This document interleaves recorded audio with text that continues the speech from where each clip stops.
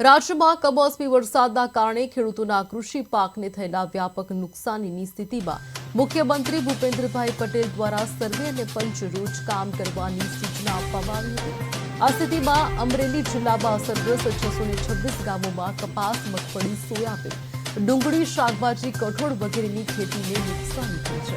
અસરગ્રસ્ત જિલ્લાના 626 ગામોમાં સર્વે અને પંચરોજ કામની કામગીરી કરી અને અહેવાલ તૈયાર કરવાની કામગીરી પૂર્ણ કરવામાં આવી છે।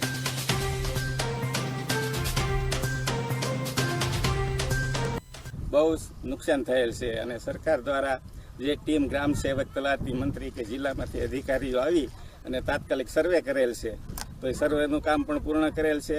તો સરકારનો આભાર માનીએ છીએ। તાત્કાલિક સર્વે થયો, તાલુકા પંચાયતના જિલ્લાના અધિકારીઓ તાત્કાલિક અમારા ગામમાં આવી ખેતીવાડીનો સંપૂર્ણ સર્વે પૂરો કરેલ છે।